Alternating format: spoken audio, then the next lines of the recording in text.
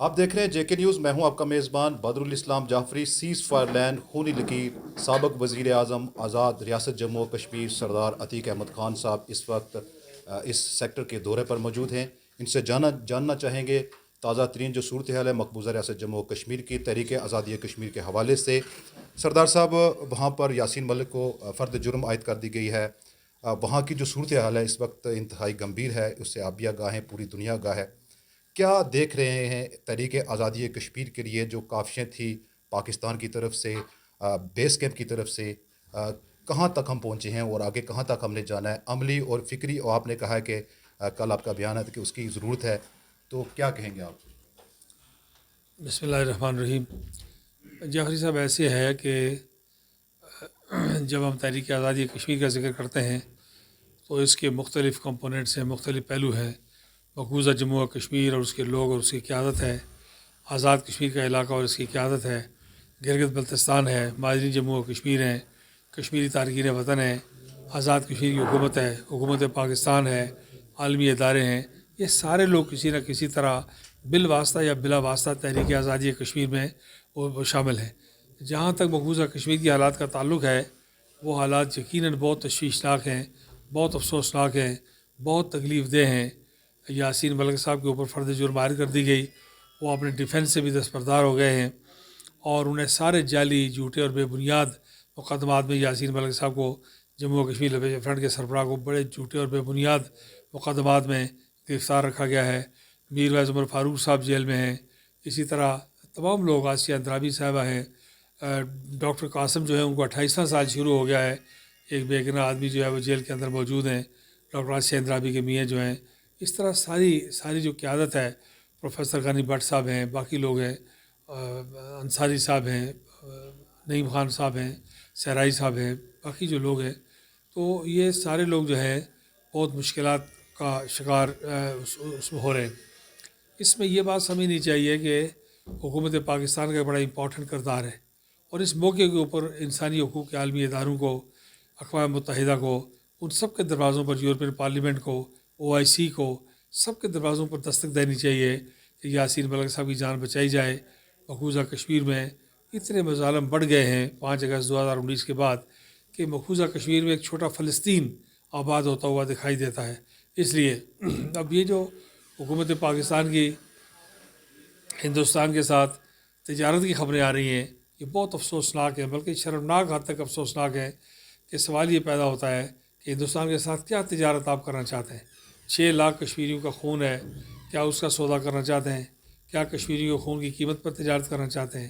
کون سی تجارت ہے؟ ہندوستان کے ساتھ تعلقات میں بہتری ضرور پیدا کریں، ہم اس کے مخالف نہیں ہیں۔ پاکستان ایک انڈیپینڈنٹ ملک ہے، اس کو چاہیے کہ دنیا کے جس ملک کے ساتھ بھی چاہے تعلقات رکھے، لیکن ہندوستان کے معاملے میں جب تک کشمیر کا مسئلہ حل نہ ہو، جب تک کشمیر کے مسئلے کا راستہ نہ نکلے، جب تک کشمیریوں پر مظالم جو ہیں ان کا راستہ نہ روکا جائے، تو اس بات کو سمجھنا چاہیے کہ حکومت پاکستان کی طرف سے تجارت جو ہے بالکل وہ ایک مذاق کا کھیل ہے، میں سمجھتا ہوں۔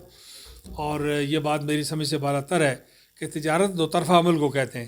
یک طرفہ کیا تجارت ہے؟ ہندوستان بڑا ملک ہے، کیا ہم سے سیمنٹ خریدنے کے لیے تیار ہے؟ بالکل نہیں۔ کیا آپ سے فارماسیوٹیکل خریدنے کے لیے تیار ہے؟ بالکل نہیں۔ کیا ٹیکسٹائل گڈ پاکستان کی بہترین ہے، دنیا میں ان کو خریدنے کے لیے تیار ہے؟ بالکل نہیں۔ کیا سیالکوٹ کے سپورٹس گڈ خریدنے کے لیے تیار ہے؟ بالکل نہیں۔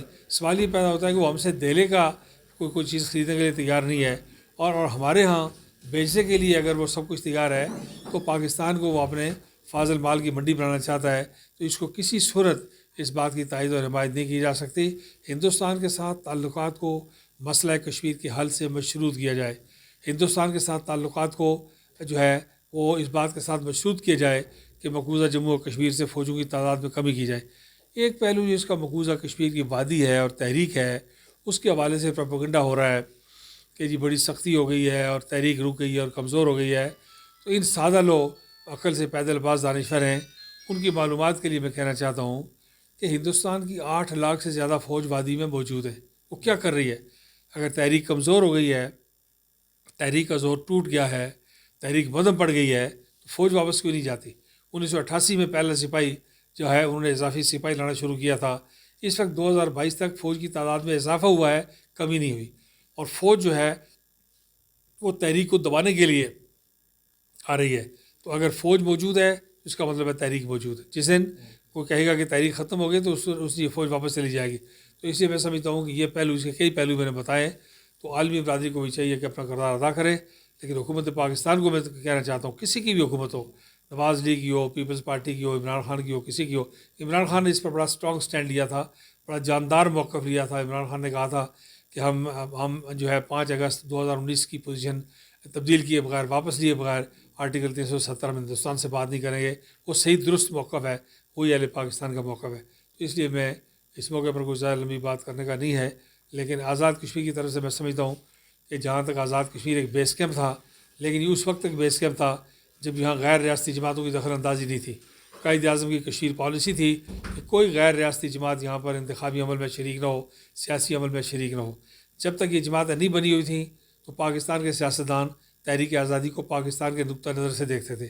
جب سے یہ جماعتیں بن گئی ہیں تو زرداری صاحب اس کو پیپلز پارٹی کے نقطہ نظر سے، عمران خان اس کو تحریک انصاف کے نقطہ نظر سے، نواز شریف اس کو نون لیگ کے نقطہ نظر سے دیکھتا ہے. تو سوال یہ پیدا ہوتا ہے کہ یہ مسئلہ ایسا نہیں ہے کہ جس کو جماعتی نقطہ نظر سے دیکھا جائے، یہ ساری قوم کی، اس کو قائد اعظم نے پاکستان کی شارک قرار دیا ہے. تو شارک جو ہے، آپ ہاتھ کے بغیر زندہ رہ سکتے ہیں، بازو کے بغیر زندہ رہ سکتے ہیں، ٹانگ کے بغیر زندہ رہ سکتے ہیں، گردے کے بغیر رہ سکتے ہیں، پھیپھڑے کے بغیر رہ سکتے ہیں، لیکن شارک کے بغیر زندہ نہیں رہ سکتے. اسے یہ بات سمجھنی چاہیے کہ قائد اعظم نے یہ جملہ کہہ کے کہ کشمیر پاکستان کی شارک ہے، اس بات کو حل کر دیا تھا اور یہ بتا دیا تھا کہ پاکستان کی زندگی اور موت کا راستہ کشمیر سے ہو کر آتا ہے. آج ہندوستان نے پانی بند کر دیا ہے تو پنجاب اور سندھ میں زمینوں کی کیا حالات ہو گئے ہیں. سارے ہمارے دریا، ہماری نہریں خشک پڑی ہیں. تو یہ پاکستان کی اقتصادی، معاشی، دفاعی، تجارتی اور جو جغرافیائی زندگی ہے اس کا بڑا گہرا تعلق ہے کشمیر کے ساتھ. اس لیے مسئلہ کشمیر فوری توجہ کا تقاضا کرتا ہے. فوری توجہ کا تقاضا کرتا ہے. میں معذرت خواہ ہوں، یہ بات یہاں پر بہت اہم ہے کہ بہت سارے ابہام جو ہے وہ پایا جا رہا ہے. جو بیس کیمپ کے اندر جو ہماری ذمہ داریاں تھیں وہ ہم اس طرح ادا نہیں کر سکے. مجاہد اول سردار عبدالقیوم خان صاحب، ان کی تقاریر اگر لے لیں تو ان کا بھی یہی کہنا تھا کہ کسی نے بھی ہماری آ کے لڑائی نہیں لڑنی، یہ لڑائی خود بیس کیمپ کے لوگوں نے لڑنی ہے. جب حکومت قائم ہوئی تھی تو یہ بھی طے ہوا تھا کہ یہ حکومت اسی لیے قائم ہو رہی ہے کہ ہم نے وہ علاقے آزاد کروانے ہیں. آپ کا موقف الگ ہے، آپ کی جماعت کا، دوسری جماعتوں کا موقف الگ ہے. کس طرح ہم یہ اس تحریک کو جیتیں گے؟ کس طرح اس ملک کو آزاد کروائیں گے؟ کیا کہیں گے آپ؟ دیکھیے، میں نے گزارش کی ہے، شاید تفصیل میں نہیں گیا. میں نے آپ سے کہا کہ جب تک یہاں غیر ریاستی جماعتیں نہیں بنی تھیں اس وقت تک آزاد کشمیر تحریک آزادی کشمیر کا بیس کیمپ تھا.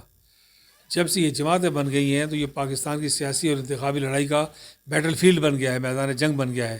یہاں پر ایک زمانے میں پاکستان کے سیاستدان آزاد کشمیر کو ہندوستان کے خلاف دباؤ کے لیے استعمال کرتے تھے. اب پاکستان کے سیاستدان یہ آ کے کہتے ہیں کہ میں کہتا ہوں کہ جعفری صاحب بھیج گئے، جعفری صاحب کہتے ہیں کہ عتیق خان بھیج گیا. تو سننے والا کہتا ہے کہ اگر دونوں ایک دوسرے کے خلاف الزام لگا رہے ہیں، دونوں بھیج گئے تو بھاڑ میں جائیں گے سارے، کہ اگر یہ سب بھیج گئے تو پھر ہمارے کس کام کے. تو مقبوضہ کشمیر میں کیا پیغام جاتا ہے جب ایک لیڈر آگے دوسرے کے آزاد کشمیر میں ہندوستان کے خلاف بات نہیں کرتے، ہندوستانی فوج کے خلاف بات نہیں کرتے، پاکستانی فوج کے خلاف بات کرتے ہیں، پاکستان کے خلاف بات کرتے ہیں، کشمیریوں کے خلاف بات کرتے ہیں، ایک دوسرے پر الزام لگاتے ہیں، اس وقت کیا پیغام جا رہا ہوتا ہے. اسی لیے میں کہنا چاہتا ہوں کہ آزاد کشمیر کو اسی صورت میں بیس کیمپ بنایا جا سکتا ہے جس صورت میں آزاد کشمیر کے اندر جو ہے وہ ریاستی جماعتیں کام کریں. اور جو قائد اعظم کی کشمیر پالیسی تھی کہ کوئی غیر ریاستی جماعت یہاں پر جب تک کشمیر آزاد ہو کر پاکستان میں شامل نہیں ہو جاتا اس وقت تک یہاں کسی قسم کی دخل اندازی نہ کی جائے، اور کشمیر کے لوگوں کی بین اصل کشمیری سپورٹ کی جائے، تائید کی جائے، حمایت کی جائے. کسی بھی جماعت کا رنگ نسل کا آدمی ہے اس کی حمایت کی جائے تاکہ وہ ہندوستان کے خلاف مضبوطی سے کھڑا رہے اور مقبوضہ کشمیر کی تحریک میں شامل ہو سکے. مقبوضہ کشمیر کی تحریک میں شامل ہو سکے. آخری سوال آپ سے کریں گے، کیا میسج دیں گے اس پار کے ہمارے کشمیری بہن بھائیوں کو جو اس وقت اذیتناک صورتحال سے دو چار ہیں، وہ ہمارا انتظار کر رہے ہیں؟ یہ انتظار کب تک ان کا وہ رہے گا؟ اور یہ بتائیے گا کہ سردار صاحب کے آپ کا جو نعرہ ہے کشمیر بنے گا پاکستان، یہ آپ نے شارک کی بھی بات کی. پاکستان کا وجود بعد میں آیا، ہندوستان کا وجود بعد میں آیا، کشمیر کی ایک تاریخ بہت پرانی ہے. تو اس ابہام کو دور کیجیے گا کہ اس ملک جو 84,417 مربع میل ہے، اس کی آزادی کے لیے جو بیس کیمپ کے جو جتنے بھی حکمران ہیں یا جتنے بھی عوامی جو نمائندے ہیں، لیڈران ہیں، کیا ذمہ داریاں ہیں ان کی، اور یہ میسج آخری کیا دیں گے؟ دیکھیے، بیس کیمپ کے لوگوں کی ذمہ داری ہے، یہ بات سمجھنی چاہیے کہ بیس کیمپ کی ایک ذمہ داری تحریک آزادی کشمیر کی یہ ہے کہ بیس کیمپ کو ٹھیک رکھا جائے، اس کا نظریاتی رخ ٹھیک رکھا جائے، اس کا پاکستان کے ساتھ تعلق ٹھیک ہو، آزاد کشمیر کے لوگوں کی تعمیر و ترقی ہو، آزاد کشمیر کے لوگوں کے مسائل کم ہوں، آزاد کشمیر میں خوشحالی ہو. تو یہ جو ہمیں رائٹ آف ووٹ 1970 میں ملا ہے. آپ جوان سال لوگوں کو اس کے بارے میں زیادہ خبر نہیں ہے، لیکن یہ بات معلوم ہونی چاہیے کہ آزاد کشمیر میں ترقی کا سفر 1970 سے شروع ہوا ہے، جب مجاہد اول سردار عبدالقیوم خان صاحب صدارتی نظامی حکومت کے تحت منتخب ہوئے. اس وقت ہمارا لٹریسی ریٹ 6% تھا. آج اللہ کے فضل و کرم سے پاکستان ہندوستان دونوں کے مقابلے میں زیادہ ہے آزاد کشمیر کا لٹریسی ریٹ. تو یہ جو یہاں کے لوگوں نے، ہماری پہلی گزری ہوئی قیادت نے، موجودہ قائدین نے بہت خدمت کی ہے. یہ ساری بات تحریک آزادی کشمیر کے لیے. آزاد کشمیر میں ہم جو بھی قدم اٹھاتے ہیں اس کا رخ تحریک آزادی کشمیر کے حوالے سے ہی ہونا چاہیے. جہاں تک پار کے لوگوں کا تعلق ہے، ہم ان کو سلام پیش کرتے ہیں، شہداء کو خراج عقیدت پیش کرتے ہیں، جو پس دیوار زندہ انہیں سلام پیش کرتے ہیں، جو مزاحمت کار ہیں ان کی مزید جو جذبے اور ہمت کے لیے دعا گو ہیں. اور اس بات کے لیے پوری طرح میں یقین سے کہہ سکتا ہوں کہ اللہ تعالیٰ کے ہاں اتنی انسانی قربانیاں رائے گاہ نہیں جا سکتی.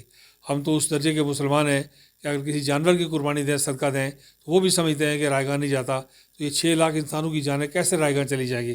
ہندوستان کو نشستہ دیوار پڑھنا پڑے گا، اور جلد یا بدیر اللہ کے فضل اگر انگریز کو بر صغیر خالی کرنا پڑا، یہاں سے واپس جانا پڑا، اگر سوویٹ یونین کو سینٹرل ایشیا سے واپس جانا پڑا، اگر دنیا میں باقی بے شمار ممالک کو فرانس و الجزائر سے واپس جانا پڑا، تو اللہ کے فضل سے ہندوستان کو کشمیر سے واپس جانا ہے، اور یہ فوجیں واپس جانی ہیں، اور سارا کشمیر آزاد ہوگا، پاکستان کے ساتھ شامل ہوگا، اور پاکستان اپنی جغرافیائی، دفاعی، اقتصادی اور معاشی سرحدات میں مکمل ملک بنے گا انشاءاللہ. بہت شکریہ.